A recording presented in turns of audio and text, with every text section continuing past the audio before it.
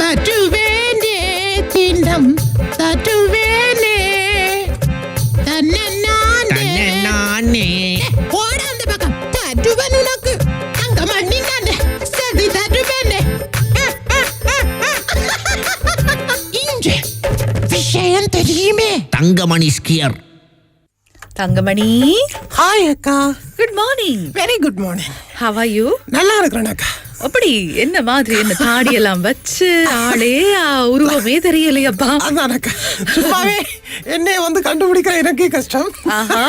இப்ப பயங்கரமா போய் கொண்டிருக்கு. இந்த சலூன் எல்லாம் இப்படி போட்டி இருந்தா தொடர்ந்து பயணத்தட போட்டிருந்தா போலீஸ்கார் தாடிய வெட்டையாவது கொஞ்சம் சான்ஸ் கொடுங்க போலீஸ்கார். அவன் இவன் ஆரியா மாதிரி ஒரு லுக்ல வந்து கொண்டிருக்கிறக்கா. என்ன செய்ய, இப்ப ஒரு சலூன்காரருக்கு அடிச்சேன். என்ன பழைய சலூன் தானே நினைச்சா, அது வேற. ஹலோ மதன் என்று கால் எடுத்தா அது வேற மதனுக்கு போயிட்டு சலூன் என்று செவன் வச்சதால கண்டுபிடிக்க முடியல. ஓகே, ஆனா அப்படியாவது இன்னைக்கு இடையில பார்த்து வெட்டிடுவேன் அக்கா. ஓகே ஓகே, இல்லைன்னா நாங்க எங்க தங்கமணி என்று தேட வேண்டியது. அதுதான் இப்ப நிறைய சிக்கல்கள் இருக்குக்கா. இந்த ஊர் பக்கம் எல்லாம் போனா தேடுங்கள் சனங்கள் என்ன யாருண்டு. அப்பா வரண்டாரே அப்பா. ஓகே, இன்றைக்கு மந்தக்கா நிறைய பத்திரிகைகள் வந்திருக்கு. ஒரு விஷயம் டவுட்டாக்கா, ஆரம்பத்திலே அதை கிளியர் பண்ணி கொண்டு போயிடுவோம். சொல்லுங்க. இந்த ஆன்லைன்ல பிசினஸ் ஸ்டார்ட் ஆகுதுன்னு சொல்லி நேற்று ஒரு செய்தி வந்தது. குடிமகன்கள் எல்லாம் உற்சாக அனுமதி வழங்கப்பட்டிருக்கு சொல்லியும் ஒரு செய்தி வந்தது. ஆனா இல்லன்னு சொல்லியும் நள்ளிரவில் இருந்து ஒரு செய்தி உள்ளது. முதல்ல அனுமதி வழங்கிட்டாங்க. நிதி அமைச்சு பினான்ஸ் மினிஸ்ட்ரி கேட்டுக்கொண்டதுக்கு அமைவாக முதல்ல அனுமதி வழங்கப்பட்டது. பிறகு வைத்திய அதிகாரிகள் சங்கத்தினர் ஒரு கடிதம் ஒன்று போட்டாங்க. டியர் பிரதமர், டியர் பிரசிடென்ட் சொல்லி 2 பேருக்கும் 2 கடிதம். அதுல இதால வரக்கூடிய பாதகங்கள், அதுல முக்கியமா முண்டி அடித்து கொண்டு வாங்கும் போதோ அல்லது ஏதோ அதுல வரக்கூடிய பாதகங்கள் மற்றும் பொருளாதார ரீதியாக, அதாவது சாப்பிடறதுக்கு காசு இருக்காது ஆனா இதுக்கு செலவழிப்பாங்க நிறைய பேர் அப்படின்னு அந்த விஷயங்கள் எல்லாம் எடுத்துரைத்து நீ பாட்டி போட்ட குடிமகன்கள் திருப்ப சோகத்துல இதுக்கு பேசாம இந்த பருத்தி மூட்டை அந்த கொடோன்லயே இருந்திருக்கலாம். இத பார்த்தா எங்கேயோ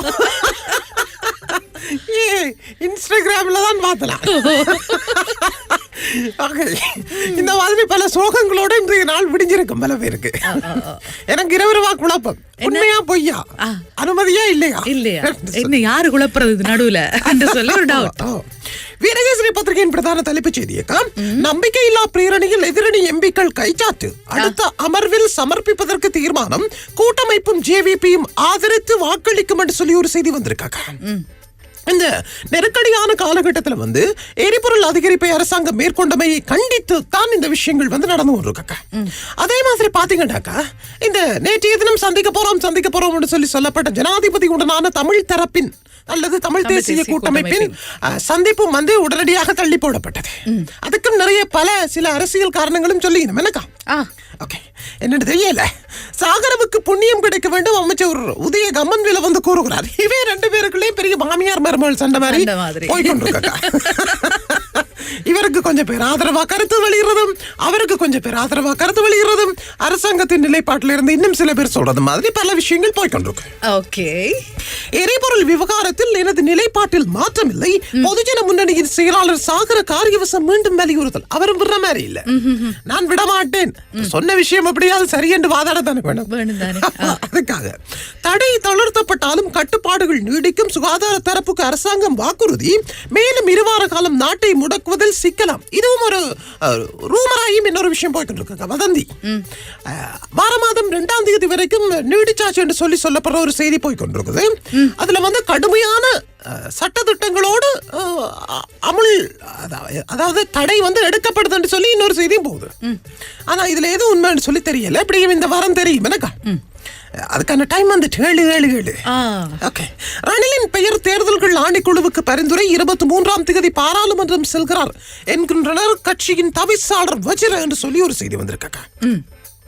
AstraZeneca தடுப்பூசியை பெற அரசாங்கம் நடவடிக்கை எடுக்க வேண்டும் என்று சொல்லி ஒரு செய்தி வந்திருக்குது. COVID-19 பரவலை கட்டுப்படுத்தும் நோக்கில் முதலாம் கட்டமாக AstraZeneca தடுப்பூசியை பெற்றுக் கொண்டவர்களுக்கு இரண்டாம் கட்ட தடுப்பூசியை வழங்க வேண்டிய காலக்கெடு இந்த மாத இறுதியோடு முடிவடையும். எனவே AstraZenecaவின் இரண்டாவது டோஸை போட்டுக் கொள்ளாதவர்கள் வந்து போட்டுக்கொள்ளுங்க, பிறகு தேடினாலும் கிடைக்காது. பாடசாலைகளை திறப்பது தொடர்பில் அவதானம் அமைச்சர் GL பீரிஸ் வந்து சொல்லியிருக்கிறார், கல்வி அமைச்சர். அதுல வந்து சொல்லியிருக்கிறார், இந்த பள்ளிக்கூட பிள்ளைகளுக்கு வந்து இந்த கல்வியினுடைய முக்கியத்துவமும் அடுத்த ஸ்கூல் தொடங்கும் போது என்ன மாதிரி ஒரு கண்டிஷன்ல விழிப்புணர்வோட பிள்ளைகள் வரணும்ன்றது தொடர்பாகவும் அதிபர்கள், ஆசிரியர்கள், இந்த மாதிரி கல்வி டீம் எல்லாருக்கும் வந்து ஒரு மீட்டிங் கொண்டு போடணும்னு சொல்லியிருந்தார். தீர்க்க தரிசனமற்ற தீர்மானங்களின் விளைவுகளை தவிர்க்க முடியாது உள்ளது. அமைச்சர் டக்ளஸ் வந்து ஆதங்கமாமக்கா ஷானிக்கு பிணை மேன்முறையீட்டு நீதிமன்றம் வந்து நேற்று கொடுத்திருக்கிறது. இணையவழி மதுபான விற்பனை சட்டத்திற்கு முரணானது. அனுமதி வழங்கியமை அரசாங்கத்துக்கும் நெருக்கடியாக அமையும். இலங்கை மருத்துவ அதிகாரிகள் சங்கம் பிரதமருக்கு கடிதம். இதானக்கா அது. எனவே ஆனா பாருங்களேன், என்னென்னத்துக்கெல்லாம் ஆன்லைன்ல வந்து மினக்கறாங்க. டெல்லியில குடுக்குறாங்க தானே. அப்படியா? இந்தியால டெல்லியில ஆன்லைன் வர்த்தகம் சாத்தியப்படுத்துறது நடக்குது. அதனால இங்கே போட்டு அடுத்தது இப்ப இந்த பொருளாதாரத்துல முடங்குற ஒரு நிலை வருதண்டைக்க நிதியியல் சார்ந்தவர்கள் இப்படியான ஒரு ஐடியாவை கொண்டு போய் கொடுப்பாங்க.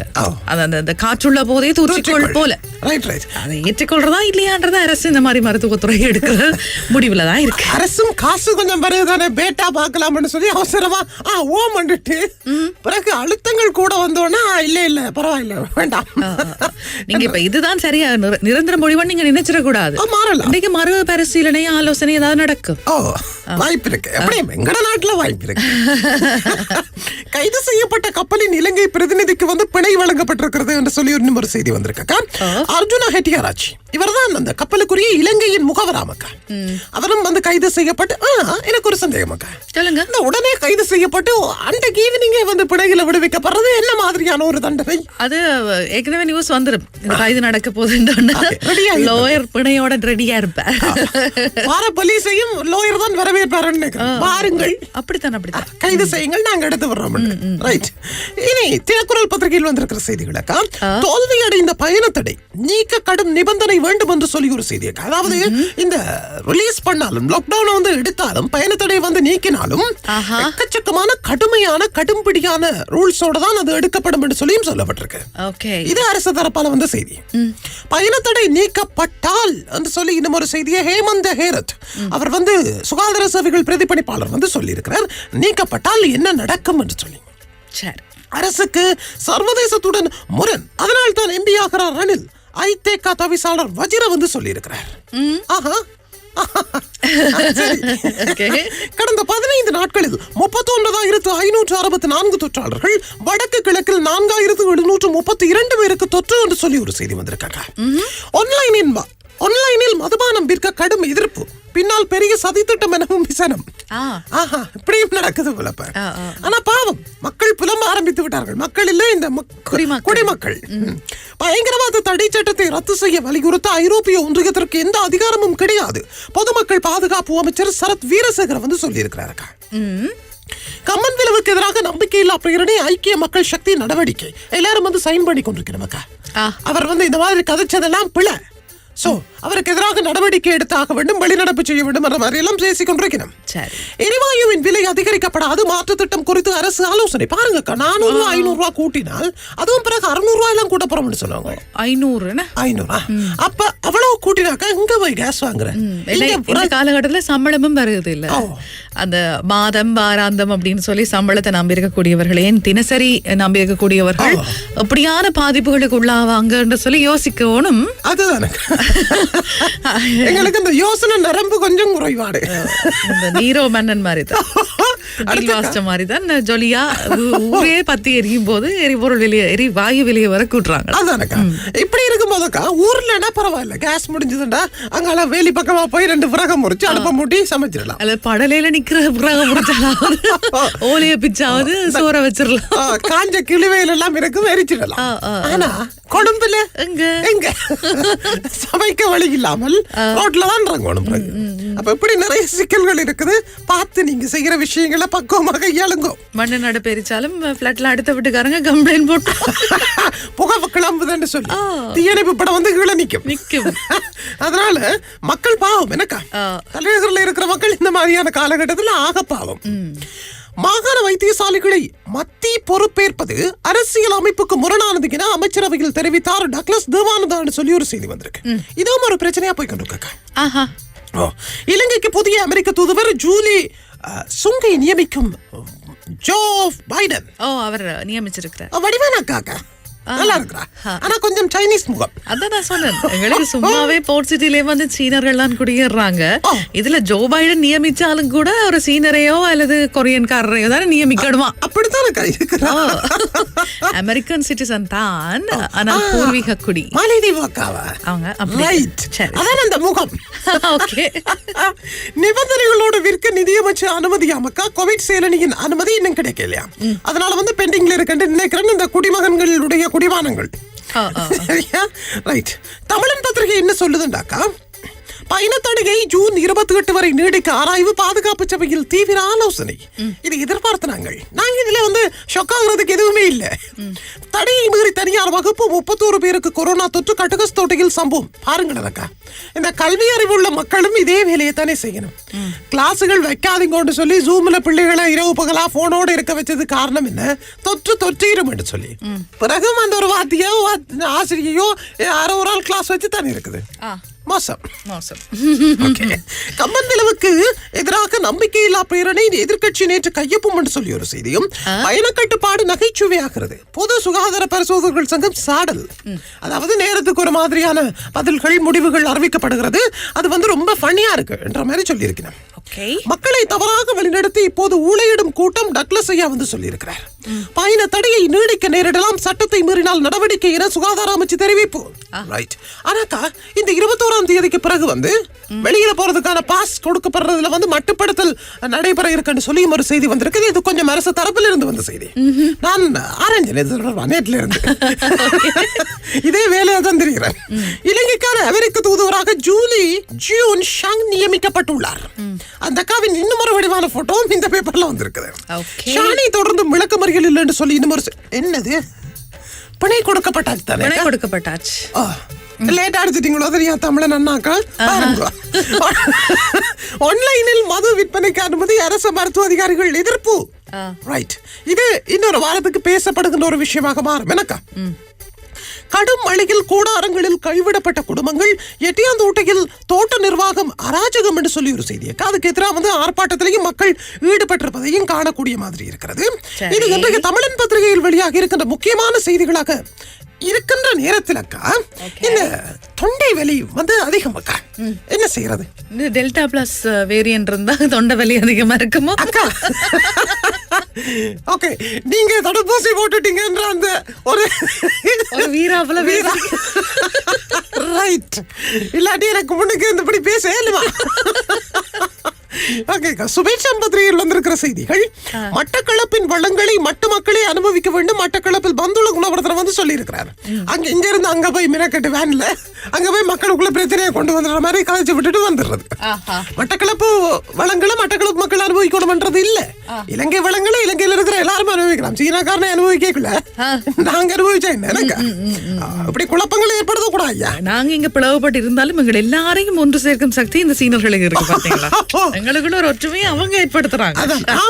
நாங்க சீனாவுக்கு எதிராக எல்லாரும் ஒன்று சேர்ந்து மத்த நேரத்துக்கு நீங்க நாங்க வேற, நீங்க யாழ்ப்பாணம், நாங்க மட்டக்களப்பு, நீங்க மன்னார், நாங்க மலையகம். அப்படித்தான். கல்முனையில் மூடப்பட்ட கடைக்கு சிவப்பு நோட்டீஸ் என்று சொல்லி ஒரு செய்தி. சேதன பசலை வேளாண்மை ஒரு அரசியல் முடிவு அல்ல என்று சொல்லி இன்னும் ஒரு செய்தியும். 2ஆம் மொழி ஆசிரியர் பயிற்சிக்கு தெரிவு செய்யப்பட்டவர்களுக்கு நியமனம் வழங்க வேண்டும். ஆன்லைன் ஊடாக பாதிக்கப்பட்டவர்கள் போராட்டம். இப்ப வெரைட்டியான வழிகள்ல வந்து போராட்டங்கள் முன்னெடுக்கப்படுது இல்லக்கா.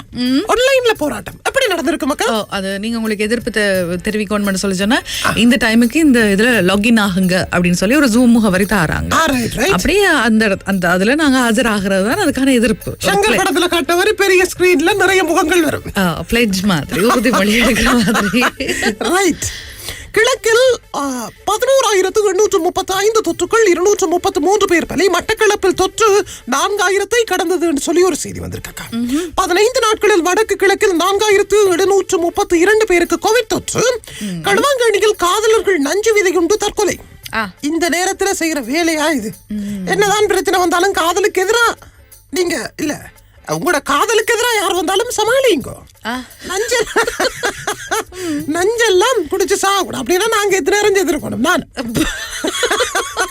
சரி சரி சரி கொஞ்சம் பர்சனலா இங்க அப்படின்னா நீங்க கிரேட் 1லயே முடிச்சிருக்கணும். என்ன நாங்களும் வந்து ஆசிரியர்களை காதலித்தவர்களுடைய லிஸ்ட்ல இருந்தானே அப்பவே போயிருப்பீங்க. அப்ப இந்த மாதிரி விஷயங்களேக்கா இன்றைய பத்திரிகைகள் சுமந்து வந்திருக்குது. எனவே பயணத்தடை அமல்படுத்தப்பட்டிருக்கிற காலப்பகுதியில சும்மா வெளியே அங்கெஞ்சு தெரியாதுங்கோ. தெரிஞ்சால் பிடிபட்டால் நிறைய சிக்கல்கள், உடனே தனிமைப்படுத்தல், இந்த மாதிரி பல விஷயங்கள் இருக்குது. அவங்க உடனே வேன் அனுப்பி ஏத்திடுவாங்களக்கா. அதனால பார்த்து பக்குவமா நடந்து கொள்ளுங்க. சில விஷயங்கள் வந்து அரசாங்கம் தெளிவான முடிவுகளை அறிவித்து உங்களுக்கு இதை இப்படி இப்படி பண்ணுங்கன்னு சொல்லி சொன்னா அதை அப்படி எப்படி பண்ணுங்க. அவங்க சொல்றதுக்கு எதிராக மாறி நடக்காதீங்க. எனக்கா ஓகே, காலையில இருந்து ஒரே பரபரப்பாவே இருக்கிறபடினால நான் இப்ப பரபரப்பா வெளியே போறேன். நாளைக்கு சந்திக்கிறேன். நன்றி, வணக்கம். நன்றி தங்கமணி.